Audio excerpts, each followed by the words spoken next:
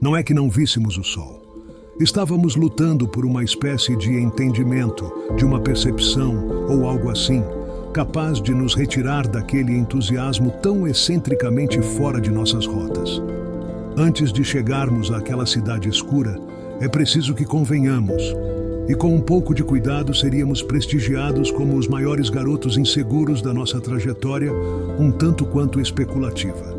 E como eu poderia começar sabendo que estávamos desafiando espaços, quando sequer podíamos ter a consciência de que precisávamos despotencializar todos esses conteúdos, todos esses ruídos, todas essas partes líquidas demais, todas essas insensíveis noites que nos levavam a mergulhar em nossos próprios atos de julgamento?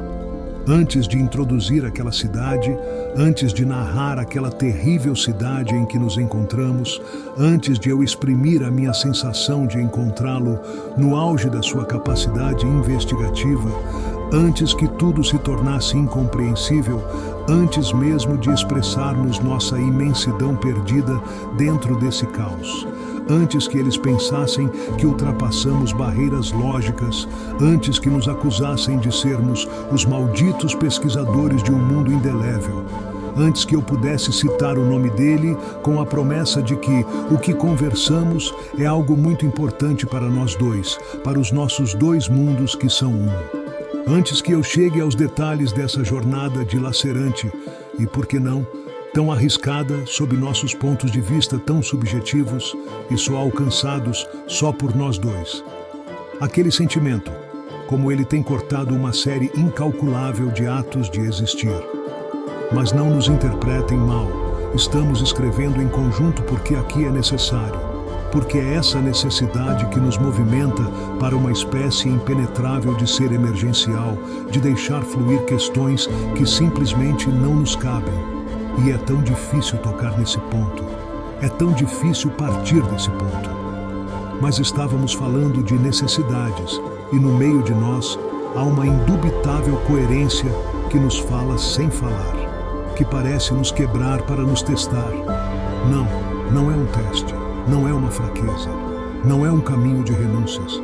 É algo tão mais forte, tão acima de uma tentativa egoísta de nos observar e apenas nos observar. Nós dois nos encontramos em Atoia. Para ser sincero, foi um reencontro. Estávamos conversando sobre nossos pontos de partida que nos levaram a assumir nossas posições de investigadores amadores de uma substância em movimento e que nos vigiava com toda a sua imponência. Mas a nossa investigação não foi uma consequência. Queremos dizer que, quando sentamos e ficamos lado a lado, observando sobre nós a monstruosidade que nos assoprava, intuímos que algo precisava ser feito. Não pela inconsequência irremediável dos nossos medos, mas pela certeza que nos abalava por completo. Era tão imenso o que sentíamos, e essa lucidez, acima dos nossos limites, nos fazia chorar quando tocávamos nos nossos hangares e percebíamos que eles nos seriam tirados com tanta violência e com uma nudez tão implacável que nos impunha uma força para algo que não tínhamos a concepção correta de não ser. Foi em uma passagem astral que ele me confidenciou. Atoia, a cidade que me levou a Yonlu. Não sabia exatamente o que iríamos falar e se deveríamos falar. Mas ele logo veio me dizer sobre a Topia. E ele me cativou com tanto zelo ao abordar as dissonâncias que nos permeavam enquanto vivíamos nosso rito de passagem.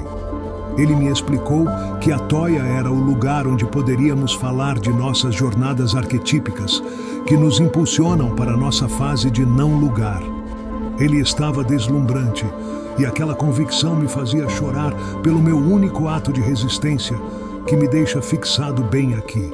Nós nos encontramos em Atoia. E agora há uma espécie de continuação que precisa ser explorada. Ele é fantasticamente mais sábio do que eu, e também capaz de me fazer olhar para aquele estado indecifrável de símbolos e apostar que eu serei capaz de receber algum tipo de visão embrionária. Não nos interpretem mal, não nos prendam e também não nos soltem com tanta velocidade.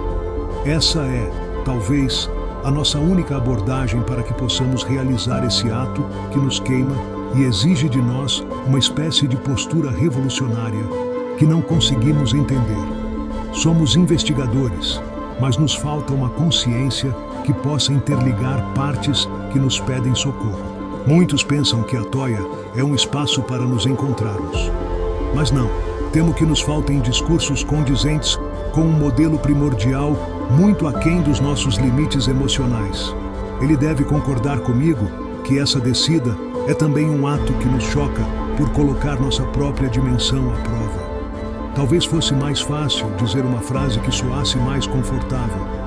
Mas o que faríamos com aquilo que nos obriga a experimentar uma transversalidade existencial tão à frente do nosso tempo e espaço?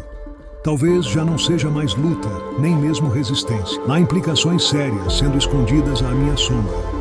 Ele está bem, e olhar para o seu olhar equivale à identidade de transmutar para um novo porto, onde há só nós dois e podemos reconstruir a ponte que todos eles nos tiraram à força.